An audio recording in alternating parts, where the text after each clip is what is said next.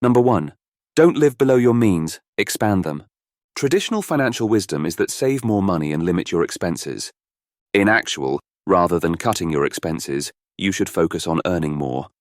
This is a lesson learnt from the book Second Chance by Robert Kiyosaki. Think of it like this. You wake up and you think of cutting your expenses. Of course, it would make you feel miserable. Instead, if you begin to think of finding ways to make more money, it will shift your mindset from scarcity to abundance. I've seen a lot of people who spend their entire day focusing on how to save more, looking for vouchers, discounts, or comparing prices, and they end up draining all their energy just for a couple bucks. If only they focused on making more money, they'd be in a better position. Here's how you do it. You start by solving problems, like learn something, a new skill, or overcome a personal fear. Then after that you take on a bigger problem, and then another and another. The more problems you solve, the smarter you become, and the more money you make. And it goes both ways.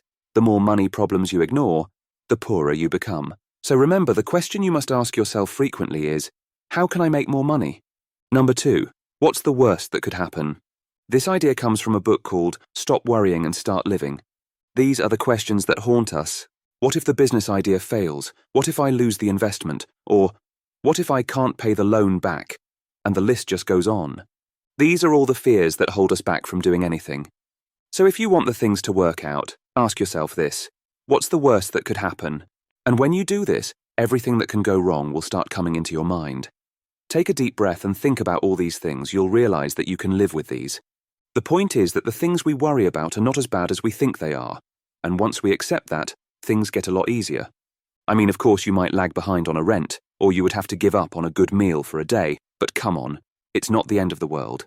So remember, take a deep breath, accept the worst that can happen, and focus on solving the real issue. Number 3, the wrong mountain and sunk cost fallacy. Picture this, you're halfway up a mountain. Then you look around and, oops, you realize you've been climbing the wrong mountain. The right mountain, the one you actually need to climb, is right next to you. But to switch mountains, you've got to go all the way back down, have rest, and start again. Now, what do? If you're like most people, you're not coming down. Instead, you'll say, well, this sucks, but I'm already halfway up and I worked hard to get here. Plus, the view isn't that bad, so I guess I'll just keep going. This is called sunk cost fallacy. It's the tendency to cling to something just because we've already invested time, energy, or money, even if we know it's not the best decision. So many students are pushed by their parents into becoming doctor, engineer, or a lawyer. Halfway through their studies, they realize they have taken the wrong path. So, do they stop? No. They keep going anyway. Or, people willingly stick to a job they hate just because they have put years of effort into it. Or, people deliberately stay in toxic relationships, hoping things would work out. This is all sunk cost fallacy, and it's enough to put all your life to waste. Just remember that you can always start fresh, and a lot of times holding on does you more harm than letting go. Number 4, an asset and a liability. The idea is very simple, and it is learnt from this book. An asset is anything that generates money for you. It could be real estate. You could rent out a car. You could invest in the stocks. You could have a blog, an online store, and the list just goes on. The point is that the more assets you make, the more money you make. The most primary asset that people have is their job. That's the only thing putting money in their pocket. Liability is the opposite. Anything that gets money out of your pocket falls into this category. Your monthly expenses, rental payments, loan payments, monthly installments, online subscriptions, you get it right. So the reason why 99% stay poor is because this is what their cash flow look like. They barely have an asset and look at the liabilities, and this is what a rich person's cash flow looks like. The lesson here is that use your money into buying or building assets. That's the only way you'll get rich. And once you have enough money, now you can choose your liabilities.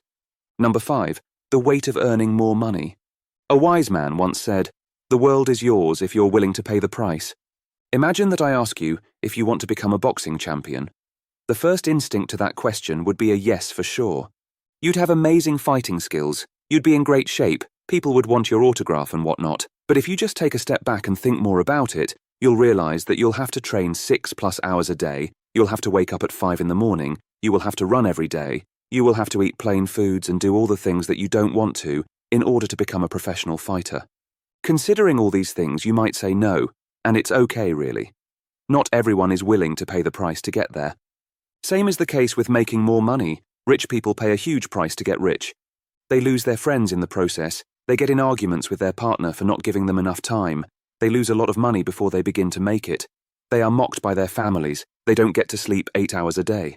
All this and more is the price to making more money. So ask yourself this question: are you willing to pay the price to get there? Number 6. Action over excuses. This is a very straightforward lesson and comes from the book Think and Grow Rich. The point is that people will always have an excuse to blame for not being successful.